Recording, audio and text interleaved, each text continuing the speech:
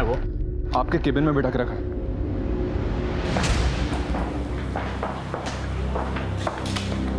हाँ, क्या नाम है तुम्हारा? गर्व शर्मा। ये कट्टा कहाँ से लाए? मेरा ही है। तुम्हारा है? क्या किया तुमने? मैंने अपनी मम्मी का मर्डर किया है। मर्डर? अपनी मम्मी का? क्यों?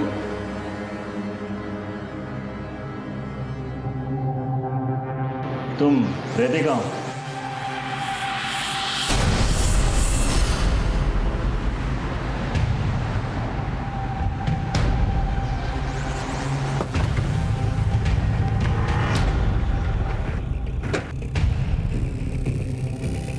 हटिए हटिए।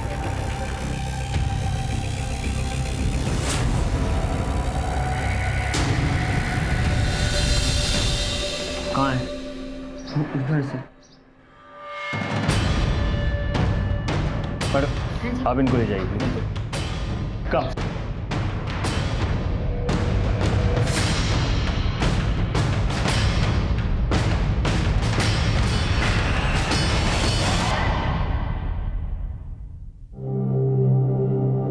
हमारी गोली पॉइंट ब्लैंक रेंज से मारी गई है और काफी स्ट्रगल भी हुआ है।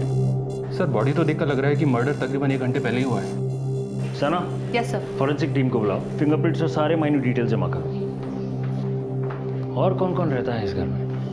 सर यहाँ 3 लोग रहते हैं, कोमल, उसके ससुर जी सोमनाथ जी और पोता गर्व।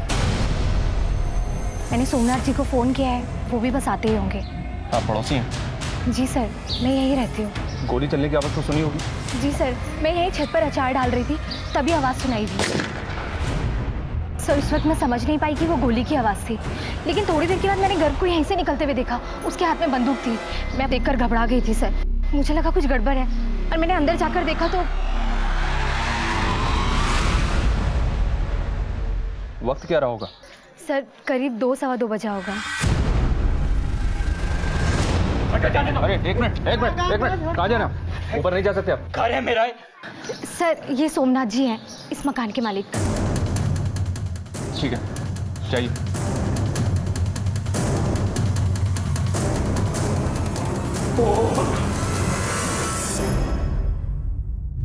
ऐसे हो क्या है सब? क्या आओगे? मेरा पोता गर्व कहाँ है? गर्व! देखिए सर, गर्व ने खुद कबूल किया है कि उसने अपनी माँ की हत्या की है। कैसे? देखिए मुझे इसी वक्त गर्व से बात करनी है। कहाँ है वो? आप इस पर बात नहीं कर सकते, प्लीज आप। ऑफिसर देखिए, मेरा पोता है, मैं उसका दादा हूँ। गर्व, मेरी बहू मरी पड़ी है और मेरे पोते से तुम लोग बात भी नहीं करने दोगे तो?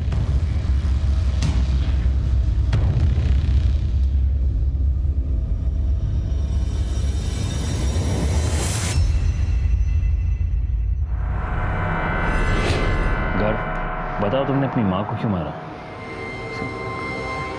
क्योंकि मैं अपनी मम्मी से नफरत करता था। क्यों, क्या रीजन है? सर रीजन खुद मम्मी है, क्योंकि मेरे पापा की मौत का कारण मम्मी है। पापा की मौत? उन्होंने सुसाइड किया था। तुम्हारे पापा ने सुसाइड किया? इसमें तुम्हारी मम्मी का क्या लेना देना? सर क्योंकि मेरे पापा ने अपने सुसाइड नोट में मम्मी को ही अपनी मौत का जिम्मेदार ठहराया है। कहाँ है सुसाइड नोट? सर वहाँ हमारे। ये चल क्या रहा है? मुझे अंदर जाने दीजिए, मुझे गर्व से बात करनी है। हटिए। Sir please, sir please. देखिए वो जो भी कुछ कह रहा है ना, वो सब सरासर गलत कह रहा है। आप अपने सीनियर को बुलाइए, मैं बात करता हूँ उनसे। अभी सर बात कर रहे हैं, जैसे ही बाहर आएंगे आप मिल लीजिए। देखिए मैं भी मिलिट्री से रिटायर्ड ऑफिसर हूँ, आप मुझे इस तरह से नहीं रोक सकते। सर प्लीज समझिए, रूल्स हैं हमारे भी कुछ, प्लीज। कहाँ? इस अलमारी में।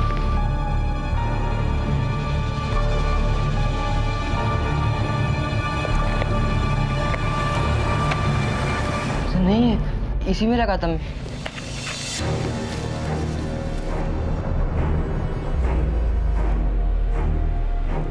कहाँ गया? यहाँ है? सर यही था वो। कब की तुम्हारे पापा ने आत्महत्या? 3 महीने पहले। 3 महीने पहले तुम्हारे पापा ने आत्महत्या की। तो आज ही के दिन तुमने बदला क्यों दिया? क्योंकि 3 दिन पहले पढ़ा था मैंने सुसाइड नोट। लेकिन वो सुसाइड नोट है कहाँ? पता नहीं, मैंने यहीं पे रखा था। मैं अपने पापा को बहुत मिस कर रहा था। और जब मैंने वो सुसाइड नोट पढ़ा, मैंने अपना इरादा कर लिया और स्कूल से घर आया तो गर्व, जल्दी से जूते खोल के मुंह हाथ धो ले। मैंने तेरे लिए गुलाब जामुन बनाए हैं, तुम्हारे पापा को भी पसंद थे ना? बंद करो नाटक। अगर इतना ख्याल रखती मेरे पापा का तो जान नहीं लेती उनकी तुम। ये क्या बोल रहा है? किसने कहा है सब तुमसे? पापा ने। क्या बकवास कर रहा है? पागल हो गया है क्या? झूठ है ये सब। झूठ ये नहीं मम्मी, झूठ वो है तुम आज तक हमसे बोलती आ रही हो। तुम ही ने मेरे पापा को मारा है, तुम ही ने मेरे पापा को मारा है, तुम ही ने मारा। तुमने मेरे पापा की जान ली है। क्या कर रहे हो?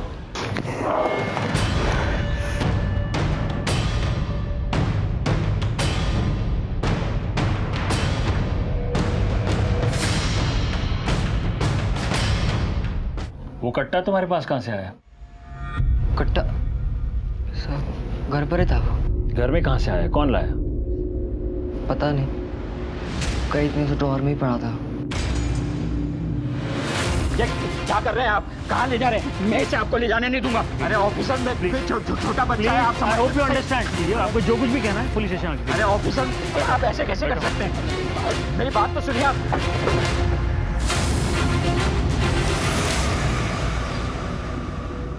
गर्व का चेहरा देखकर लगता नहीं सर कि वो सच बोल रहा है।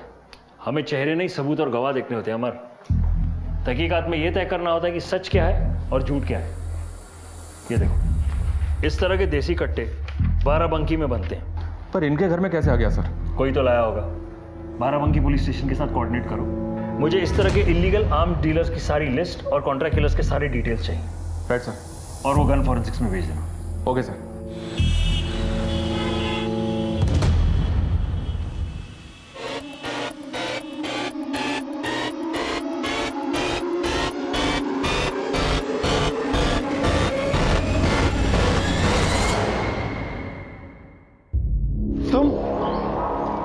अभी तक डिलीट नहीं किया ना आपने ये वीडियो?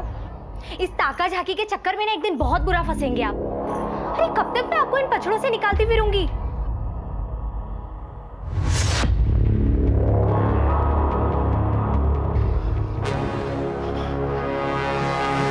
मेरा पोता गर्व कहाँ है?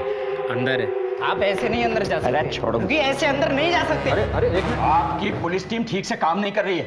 उस बच्चे ने आकर आपसे कुछ भी कहा और आपने मान लिया। क्या लगता है कि वो बच्चा हत्या कर सकता है, वो भी अपनी माँ की? ये कोई मामूली बात नहीं है। सोमनाथ जी, ये हम नहीं कह रहे हैं, गर्व ने खुद इकबाल जुर्म किया है। और इतना ही नहीं, उसने वो हथियार भी हमें सौंप दिया है और हत्या का कारण भी बताया। ये मामूली बात है क्या? देखिए सोमनाथ जी, मामला बिल्कुल साफ है। और जहां तक बात इल्जाम की है, हम साबित कर देंगे सच क्या है और झूठ क्या है। मैं आपसे कह रहा हूं कि ये सब झूठ है। आप ये कैसे कह सकते हैं? क्योंकि मैं जानता हूं कि सच क्या है। क्या है सच? सच ये है कि कोमल की हत्या गर्व ने नहीं, मैंने की है।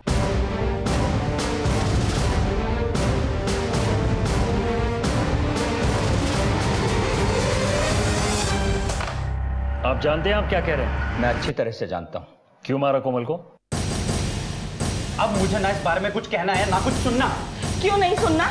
इसलिए ना क्योंकि पहली बार मेरी तरफ से किसी को तुम्हारे काम की जरूरत पड़ी है ना? अगर वजह इतनी होती तो काफी थी, लेकिन क्या? देखो कोमल, इस बात को यही रफा दफा कर दो, वरना क्या? हाँ, वरना मैं कुछ कर बैठूंगा। कोमल, आखिर तुम चाहती क्या हो? क्यों हंसते खेलते घर को नरक बना रही हो? क्या चल रहा है? कोई कुछ बताएगा मुझे? अगर कोई कुछ मुझे बताएगा तो मैं हल निकालूंगा। हल तो अब मैं निकालूंगी। कोमल, चल कोमल, चल मेरे साथ, तू चल। कोमल, तुम्हें जाना तो तुम जाओ, घर कहीं नहीं जाएगा। क्यों नहीं जाएगा? घर मेरे साथ जाएगा। चल घर। नहीं। अरे नहीं, अरे तुम नहीं,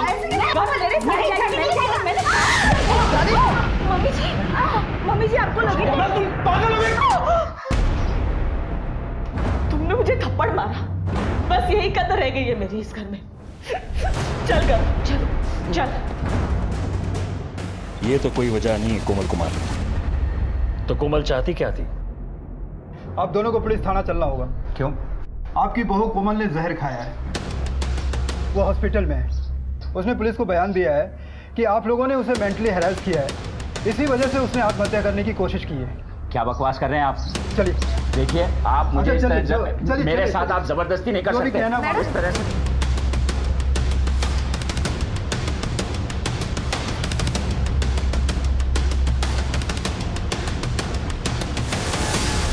इतना सब कुछ होने के बाद भी मैंने दोनों को मिलाने में कोई कसर नहीं छोड़ी। वकील साहब, बेल करवाने के लिए बहुत बहुत शुक्रिया। सुनील, तू कुछ बताता क्यों नहीं है? तुम दोनों के बीच किस बात को लेकर इतना तनाव है जो बात यहां तक पहुंच गई?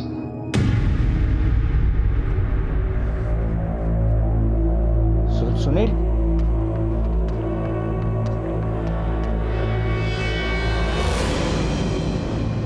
सुनील, तुझसे एक बहुत जरूरी बात करनी। देख बेटा, पति पत्नी के बीच तो ये सब चलता ही रहता है। तू जा और कोमल को मना कर ले।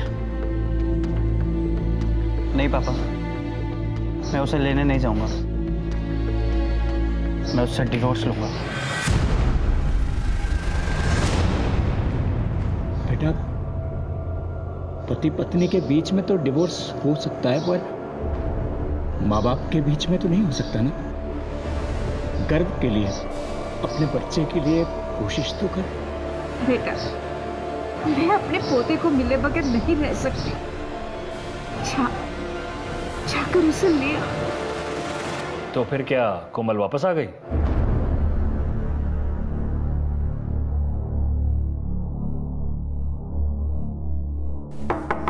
सुनील, सुनील!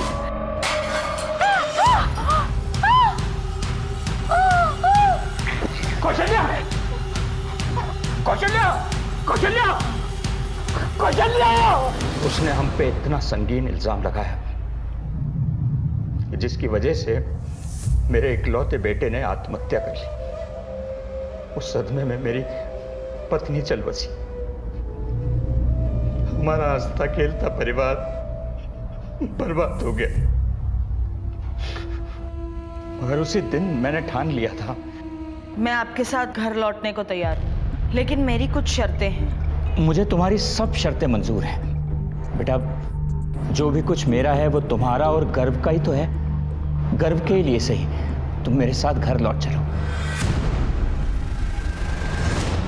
अब मुझे यह बता दीजिए कि कैसे किया आपने ये सब?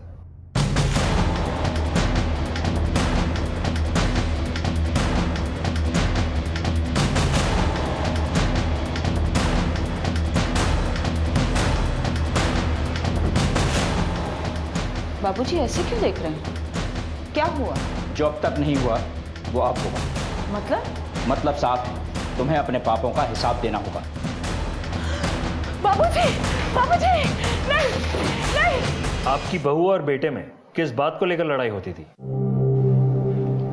ठीक से तो नहीं पता सर, लेकिन कोई बैंक लोन की बात थी जिसको लेकर दोनों के बीच में तनाव था। कोमल को मारने के लिए कट्टा कहां से लिया आपने? जी, सेल्फ डिफेंस के लिए लिया था। सेल्फ डिफेंस के लिए देसी कट्टा किससे लिया? बहुत दिन हो गए, याद नहीं है। आप एक फौजी और ये भी नहीं जानते कि गैर कानूनी हथियार रखना एक जुर्म है? जी जानता हूं, लेकिन सोमनाथ जी, गर्व ने अपने पापा के सुसाइड नोट की बात कही थी हमसे। क्या आपको पता है वो सुसाइड नोट कहाँ है? Suicide note? मैं किसी सुसाइड नोट के बारे में नहीं जानता। तो आप ये तो जानते ही होंगे कि आपके स्टेटमेंट के बाद आप पर कानूनी कार्रवाई की जा सकती है। जानता हूं इंस्पेक्टर साहब, गलती तो मुझसे हुई है। कोमल को मारने के बाद अगर मैं वहां से नहीं चला जाता तो मेरा बच्चा मुसीबत में नहीं पड़ता। आप गर्व को जाने दीजिए, वो निर्दोष है। मैं कह रहा हूं ना आपसे, उसने कुछ नहीं किया, मैंने हत्या की। कहानी अच्छी है, अपने पोते को बचाने के लिए कह रहे हैं ना ये सब? नहीं साहब, ये कहानी नहीं है। मैंने आपको वो बताया है जो हुआ। ठीक है, आपने अपना जुर्म कबूल कर लिया है और उसने अपना, लेकिन हम अपने तरीके से असली मुजरिम को पकड़ेंगे और उसके बाद ही नतीजे पे पहुंचेंगे कि कौन रहेगा और कौन जाएगा। दोनों के बयान बहुत कुछ कह रहे थे, दिमाग में कई सवाल कूद रहे थे। एक तरफ एक 14 साल का लड़का अपनी मां को जान से मार देने की बात कबूल कर रहा था, तो दूसरी तरफ एक बुजुर्ग अपनी बहू को। हम सब सोच में पड़ गए थे। सर मोटिव तो दोनों के पास है, कोमल को मारने का। इन दोनों के स्टेटमेंट्स में काफी बातें मनगढ़ंत लग रही हैं। सुनील शर्मा सुसाइड केस की फाइल देखी है मैंने, उसमें सुसाइड नोट का कोई जिक्र नहीं। It was an open and shut case. हमें इन दोनों के स्टेटमेंट्स को क्रॉस वेरीफाई करना होगा। सर ये फिंगरप्रिंट की रिपोर्ट्स। सर देसी कट्टे पे सोमनाथ और गर्भ दोनों की उंगलियों के निशान थे, लेकिन और भी निशान थे जो डिस्टॉर्टेड हो गए। इसका मतलब ये निशान खुद कोमल के हो सकते हैं जो हाथापाई के वक्त पड़ गए, या फिर कोई तीसरा आदमी है जिसे ये दोनों बचाने की कोशिश कर रहे हैं, या फिर सर एक दूसरे को। राइट।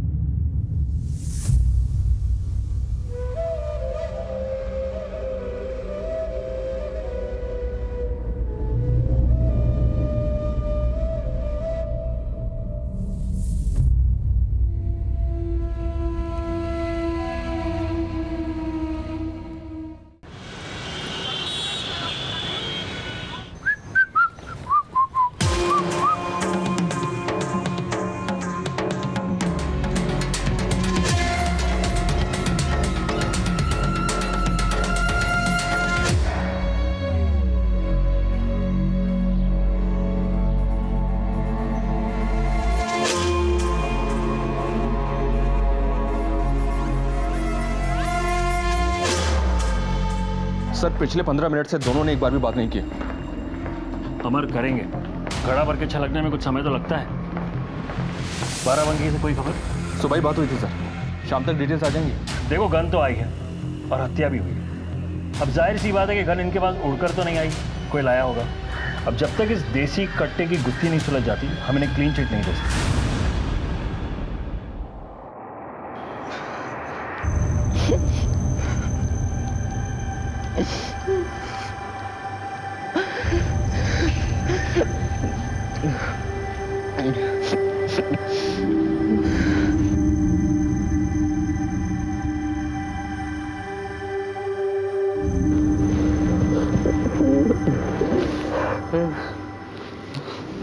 क्या किया तूने बेटा? क्यों किया? बोल। अच्छा जाने दे, जो हुआ हो गया।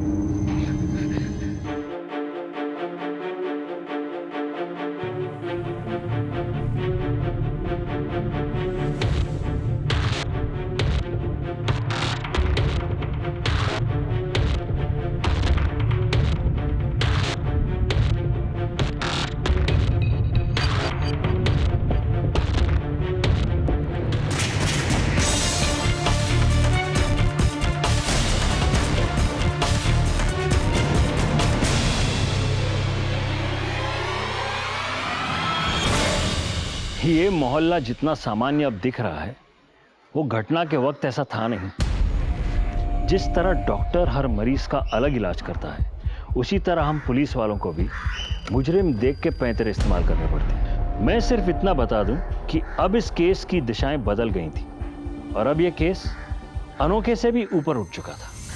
सोमनाथ और कोमल के बैंक डिटेल्स निकलवाओ। सुनील जिस बैंक में मैनेजर था, वहाँ की डिटेल्स निकलवाओ कि किस रिश्तेदार के लोन के कारण सुनील और कोमल एक दूसरे से लड़ रहे थे। एक टीम बना लिया हमने सर, जो घर मोहल्ले और फैक्ट्री से सारी डिटेल्स जमा करेगी। कोमल के मैके में पूछताछ करते हैं। होशियारी से इन्वेस्टिगेशन होनी चाहिए। Then we have to speed up. Right sir. Okay.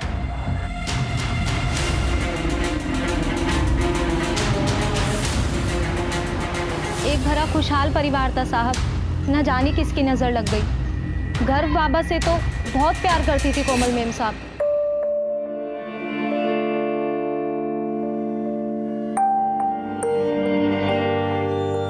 जहाँ तक सोमनाथ जी का सवाल है, कोमल मेम साहब और उनकी ज्यादा बातचीत नहीं होती थी। क्या इन दिनों तुम्हारी कोमल मेम साहब की किसी के साथ कोई अनबन चल रही थी, खासतौर पर सोमनाथ जी? नहीं साहब। किसी और का घर में आना जाना रहता है? नहीं। कभी किसी को लड़ते झगड़ते देखा है कोमल जी से? हाँ साहब, पड़ोस के रस्तोगी साहब से मेम साहब का झगड़ा हुआ था।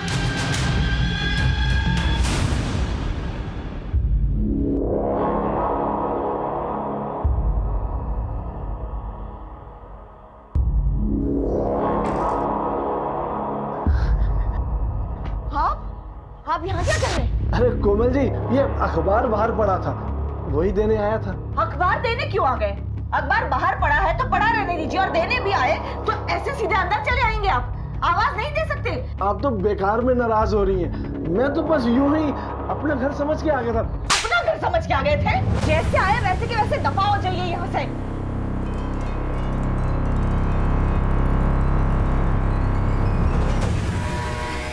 ये कैसी बातें कर रहे हैं सर? मैं तो बस पड़ोसी होने का फर्ज निभा रहा था। कोमल जी के कमरे से स्ट्रगल के मार्क्स मिले हमें, और ये भी पता चला कि तुम्हारी दूसरों के घरों में ताका झाकी करने की बहुत आदत है। अकेली औरत देखी तो नियत में खोट आ गया होगा, है ना? नहीं नहीं सर, ऐसी कोई बात नहीं है। मैं कोई ताका झाकी नहीं करता। मैं तो बस मोहल्ले में नजर रखता हूँ। नजर रखता हूँ? क्यों? नजर रखते रखते कभी किसी को आते जाते देखा उस घर में? नहीं सर। देख रस्तोगे, आज के बाद हमारी नजर तुझ पे रहेगी, समझे? आप कहना क्या चाहते हैं? ये सब हमने किया है? देखिए मैडम, आप हमें कायदा कानून ना समझें तो ही अच्छा होगा। तहकीकात चल रही है हमारी, और हाँ, जब तक हमारी तहकीकात पूरी नहीं होती, आप दोनों पति पत्नी ये शर्त छोड़कर कहीं नहीं जा सकते। समझ में आया? जी।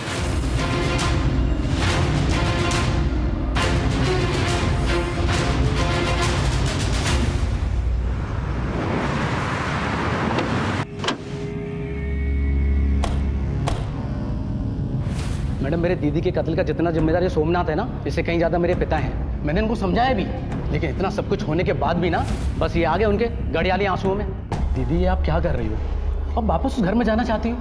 अब पागल हो गई हो? तू चुप रह, कोमल ठीक कर रही है। अरे सोमनाथ जी खुद चल कर आए हैं, और फिर गर्व हमसे ज्यादा उनके पास खुश रहेगा।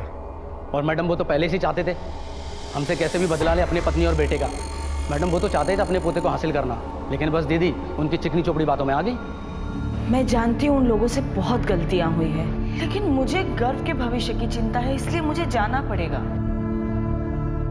आप लोग चिंता मत कीजिए, मैं सब संभाल लूंगी। ये ठीक कह रहे हैं, मैं ही नहीं समझ सका। उस दिन कोमल के जज्बाती फैसले को मैंने ठुकरा दिया होता और उसे नहीं भेजा होता तो आज मेरी बेटी जिंदा होती। कोमल और सुनील का किस बात को लेकर झगड़ा होता था, और ये किस मायके वालों को लोन दिलाना चाहती थी वो? ये तो मुझे नहीं पता, पर मैं एक बात कह सकता हूँ, मेरी बेटी का कत्ल सोमनाथ ने ही किया है। वो एक बेदिल इंसान है। पर गर्व तो कह रहा था कि उसने किया है। मैडम, गर्व झूठ बोल रहा है। उस बुड्ढे ने गर्व को अपनी तरफ किया है। आप उस बुड्ढे को तोड़िए, सच बाहर आ जाएगा।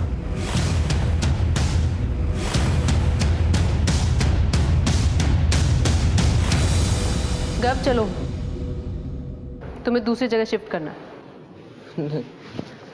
दादाजी ने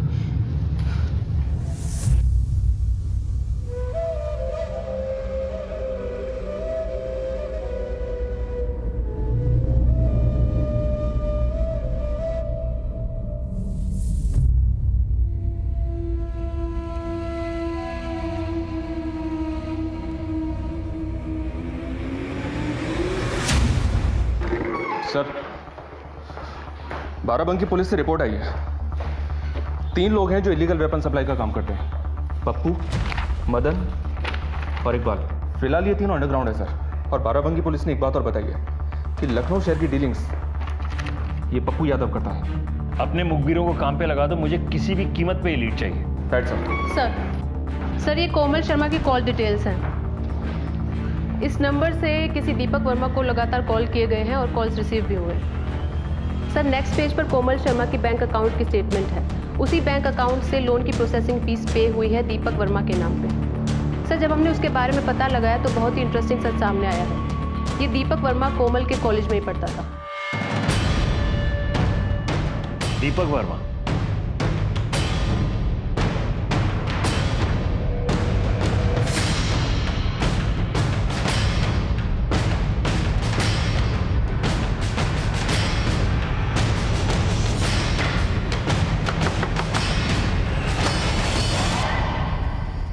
जी? कोमल के मर्डर के बारे में दीपक वर्मा से बात करनी है, बुलाइए उसे। उस डायन औरत ने जीते जी तो हमारा जीना हराम कर ही दिया था, और मरने के बाद भी हमारा पीछा नहीं छोड़ रही है। देखिए, उससे हमारा कोई लेना देना नहीं है। कौन है? किससे बात कर रही हो? दीपक वर्मा। जी, मैं ही दीपक वर्मा हूँ। कोमल मर्डर केस में पूछताछ करनी है तुमसे, चलो हमारे साथ। सर, कोमल के मर्डर के बारे में क्या पूछताछ करनी है? मैं क्या बता सकता हूँ उसके मर्डर के बारे में? मैंने कहा ना तुमसे, चलो हमारे साथ। सर, मैं कॉपरेट कर रहा हूँ। सर, ये क्या कर रहे हैं आप मेरे साथ? हमने आपसे बोला था ना कि उस औरत से दूर रहिए, पर आपने मेरी एक नहीं सुनी। अब तो पुलिस भी घर पे आ गई है और पता नहीं क्या क्या देखना बाकी रह गया है। जी हाँ सर, मेरी और कोमल के बीच में रेगुलर बातचीत होती रहती थी सर। दरअसल कोमल और मैं बचपन के अच्छे दोस्त हैं सर, एक दूसरे को बहुत अच्छी तरह से जानते थे। कोमल तुम्हें लोन क्यों दिलवाना चाहती है? इस लोन के चक्कर में कोमल और उसके पति सुनील के बीच झगड़े भी हुआ करते थे, क्यों? सर, अब उन दोनों के बीच में झगड़े क्यों होते थे ये तो मैं नहीं जानता हूँ सर, लेकिन हाँ सर, कोमल जेन्युइनली मुझे लोन दिलवाने में मदद करना चाहती थी सर। सर, मैं बाल बच्चेदार आदमी हूँ सर, कोई मेरा काम तो बना नहीं, लेकिन ये परेशानी खामखा गले पड़ गई है। मर्डर वाले दिन कहाँ थे तुम? कानपुर में था सर, अपने बिजनेस सेटअप के सिलसिले में। कहाँ रुके थे? सूर्या होटल में। ठीक है, जरूरत पड़ी तो फिर बुलाएंगे।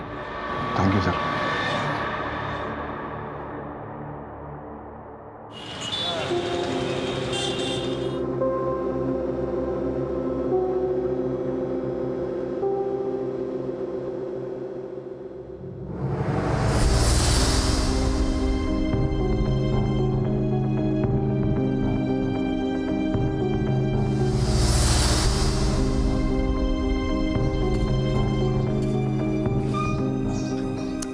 ये क्या बाबूजी, आपने फिर इसे स्कूटर दे दिया?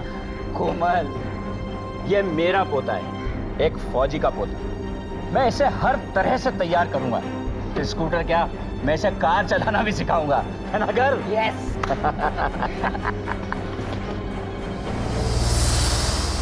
गर्व बेटा, देखो ये बस में खाने के लिए, पकड़ो।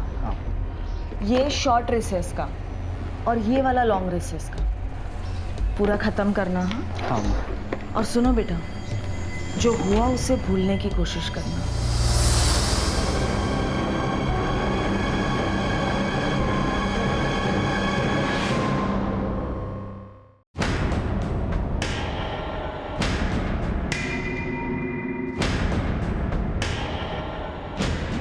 जी सर, ये फैक्ट्री सोमनाथ शर्मा जी का है। फैक्ट्री लीज पे देने के बाद वो टाइम पास के लिए यहाँ आया जाया करते थे। ये कोमल मैडम का इस फैक्ट्री में आना जाना होता था? नहीं, लेकिन पिछले हफ्ते एक बार आई थी और उनका राघव साहब के साथ झगड़ा भी हुआ था। तुम अपनी बकवास बंद करो। सोमनाथ जी कल तक मालिक थे, अब मैं हूँ, और ये फैक्ट्री लीज पे देने का फैसला भी आज से मेरा है। तुम्हारा कॉन्ट्रैक्ट समझो आज से खत्म। तुम्हारा जो भी सामान वामान पड़ा हो वो उसे उठाओ और निकलो यहाँ से, चलो बाहर। अरे आप क्या, खुद सोमनाथ जी भी लीज पूरा होने से पहले हमें नहीं निकाल सकते? ठीक है, अब देखो मैं तुम्हारा क्या हाल करती हूँ।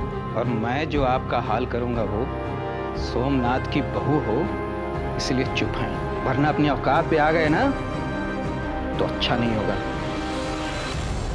ये 15 तारीख को तुम्हारे राघव साहब फैक्ट्री से कितने बजे निकले थे? यही करीब 1:30 बजे के आसपास। अभी कहाँ है तुम्हारे साथ? राघव साहब महीने में 2-4 बार बाराबंकी जाते हैं। अभी वो बाराबंकी गए हुए हैं, आज आने वाले थे, आते ही होंगे। क्या राघव, आजकल बाराबंकी जाना बहुत हो रहा है तेरा? आजकल ही नहीं सर, हमेशा आना जाना लगा रहता है। बाराबंकी में बना हुआ कट्टा इस्तेमाल हुआ है कोमल की हत्या में। मेरा बाराबंकी आना जाना लगा रहता है, इत्तेफाक से कट्टा भी वहीं का मिला है। मतलब कातिल मैं हो गया? तुमने ही तो धमकाया था उसे। हाँ, धमकाया था, बात ही कुछ ऐसी कर रही थी वो। कोमल ने ये फैक्ट्री किसी को लीज पे देने की बात क्या कही? तुमने तो मरवा ही दिया उसको। गलत इल्जाम लगा रहे हैं सर आप हम पर। बहुत वफादारी के साथ अपना काम करता आया हूँ। वो औरत पहले अपना घर जला ली और चली थी फैक्ट्री हथियाने। अभी हमारा कॉन्ट्रैक्ट खत्म भी नहीं हुआ। राघव, कोमल ये फैक्ट्री किसको लीज पे देना चाहती थी? किसको लीज पे देना चाहती थी, किससे बात कर रही थी, मैं कैसे बता सकता हूँ सर आपको। ठीक है, आज के बाद जब भी बाराबंकी जाओगे ना तो मुझसे पूछ के जाना, समझे? कभी कभी हम मेहनत तो बहुत करते हैं मगर परिणाम नहीं मिलता। मगर इस केस में हमारी मेहनत ने जो रंग लाया था उसे देखकर आप भी हैरत में पड़ जाएंगे। शुरू से ही मेरी 99% गट फीलिंग ये कह रही थी कि ये दोनों निर्दोष हैं। मैंने ये तेरा इल्जाम अपने सर ले लिया है। हाँ, कोई इंस्पेक्टर, कोई पुलिस वाला तुझे पूछे ना तो बोलना दादाजी को बचाने के लिए तूने ये सब किया है। दादाजी, अपनी मम्मी को नहीं मारा? ये क्यों पूछ रहा है तू? क्योंकि मैंने वो मम्मी को नहीं मारा, मैंने आपको घर से निकलते हुए देखा।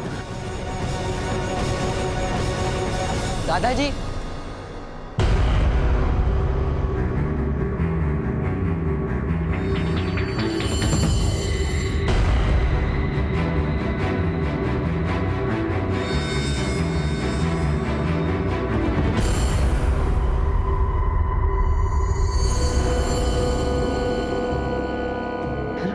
घर में मैंने मम्मी की लाश देखी, इसलिए मुझे लगा आपने मम्मी को मारा, इसलिए मैं घर लेके पुलिस स्टेशन पहुंच गई। लेकिन दादाजी, मम्मी को आपने नहीं, मैंने भी नहीं, तो किसने मारा? दोनों ने भले ही एक दूसरे को बचाने के लिए झूठ बोला था, लेकिन उस झूठ में थोड़ी मिलावट थी और हमें दूध का दूध पानी का पानी करना था, पूरे सच को सामने लाना। हमारी टीम को पता चला है कि पप्पू यादव नाम का एक बंदा है जो इलीगली कट्टे सप्लाई करता है। हमें शक है कि वो कट्टा लखनऊ में उसी ने सप्लाई किया है। अभी अभी हमें खबर मिली है कि वो आपके शहर लखनऊ में गोमती नगर में छुप के बैठा है। Thank you.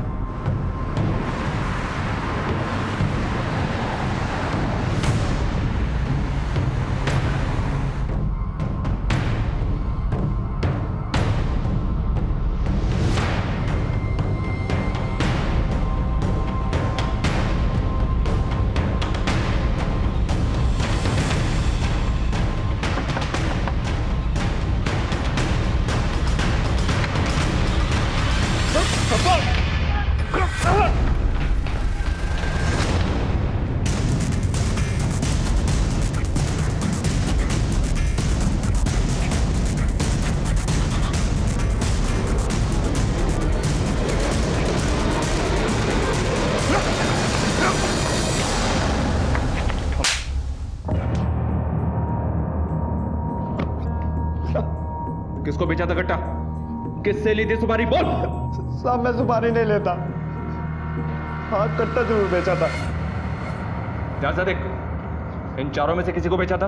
हाँ साहब मैंने कट्टा किसी आदमी को नहीं, औरत को बेचा था। इस केस में तो सिर्फ दो ही औरतें हैं जिस पे शक किया जा सकता है, एक रस्तोगी की पत्नी नंदा, दूसरी दीपक की पत्नी माला। लेकिन सर लगता नहीं है कि वो दोनों ऐसा कर सकते हैं। अमर, हमें कदम बा कदम चलना है, किसी भी पॉसिबिलिटी को रूल आउट नहीं कर सकते हैं। ध्यान से देख और पहचान, इनमें से कौन सी औरत है वो? इनमें से कोई नहीं है साहब, वो तो कोई और थी। अमर, स्केच आर्टिस्ट को बोलो।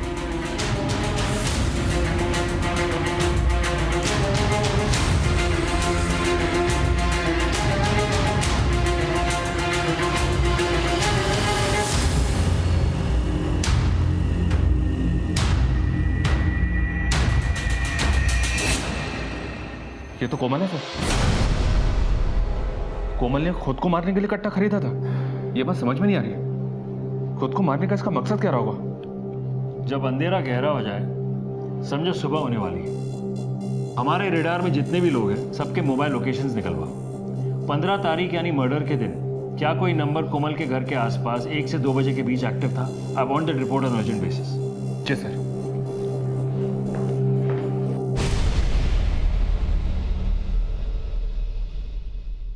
बाबा, मेरी मौत की जिम्मेदार कोमल है। उसने मेरा विश्वास तोड़ा है। हमें नीचा दिखाने के लिए वो खुद बहुत गिर गई। उसने गर्व को भी हमसे दूर कर दिया। अब मैं और बर्दाश्त नहीं कर सकता। मुझे माफ कर देना बाबा।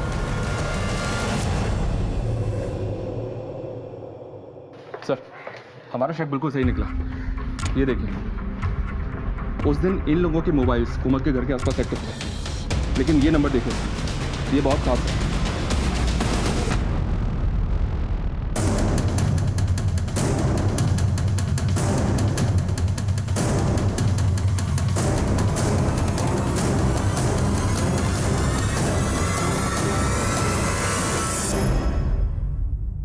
मैं आपको शुरू से बोल रहा हूँ कि 15 तारीख को मैं कानपुर में था सर, तो मैं लखनऊ में कैसे हो सकता हूँ? तुम सही कह रहे हो, हम भी यही सोच रहे थे कि जो आदमी कानपुर में है वो लखनऊ कैसे आ सकता है। इसीलिए हमारी टीम खुद कानपुर गई।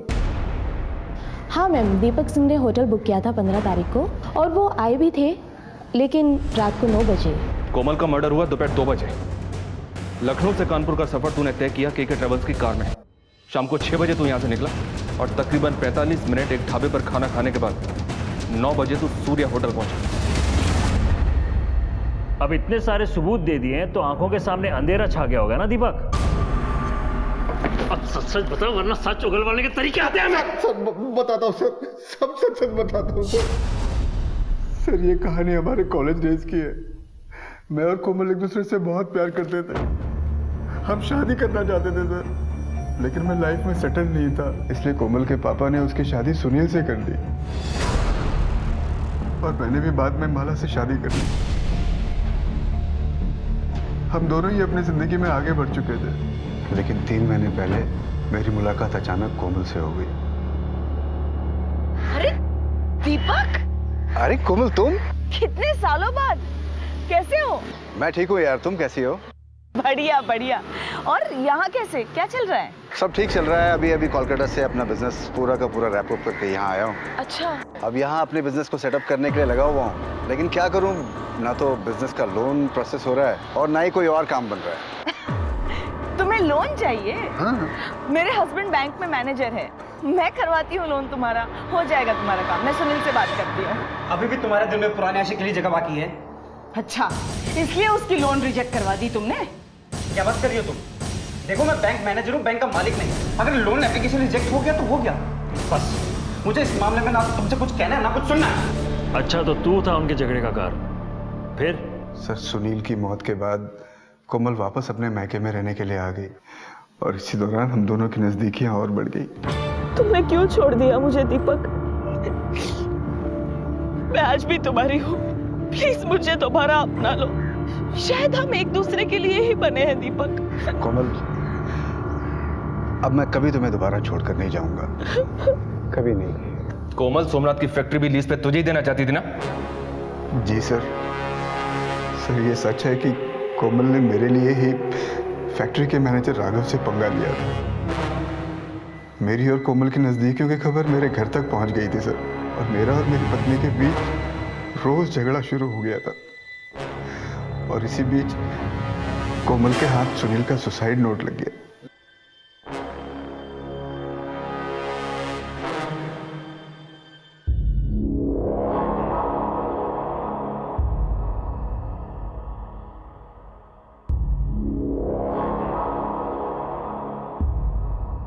ये है उस बुढ़े का असली चेहरा।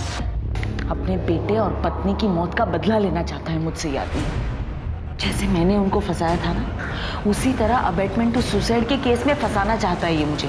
इसीलिए संभाल कर रखा है ये सुसाइड नोट अब तक। और 15 तारीख को कोमल ने मुझे अपने घर पर बुलाया। ये लो, काम तमाम कर दो उस बुढ़े का। देखो उसके बाद ना किसी लोन की जरूरत नहीं पड़ेगी अपने को। सिर्फ तुम, मैं और ये सारी जायदाद हमारी। फिर तुम्हारी बीवी को भी थोड़े पैसे देकर उसको तलाक दे देना। लेकिन कोमल, मैं किसी की हत्या नहीं कर सकता यार, ये मेरे से नहीं होगा। पागल मत बनो दीपक। मैं चाहूँ ना तो उस बुड्ढे के खाने में जहर डालकर उसे कभी भी मार सकती हूँ, लेकिन मैं ऐसा करूंगी तो फंस सकती हूँ। किसी और से करवाऊंगी तो भी फंसने के चांसेस हैं। इसीलिए मैं तुमसे कह रही हूँ, देखो मैंने गन का भी इंतजाम कर दिया है। प्लीज मार दो उसे। अरे किसी को मारना कोई मजाक है क्या कोमल? तुम नहीं कर सकते तो मुझे करना पड़ेगा। मैं तुम्हारे बगैर अभी और नहीं रह सकती दीपक। कोमल, कोमल तुम बात को समझती क्यों नहीं है? गलत है। कुछ गलत नहीं है, मुझे मार डाल अरे क्यों नहीं समझ? मुझे जाने दो। छोड़ो गन छोड़ो।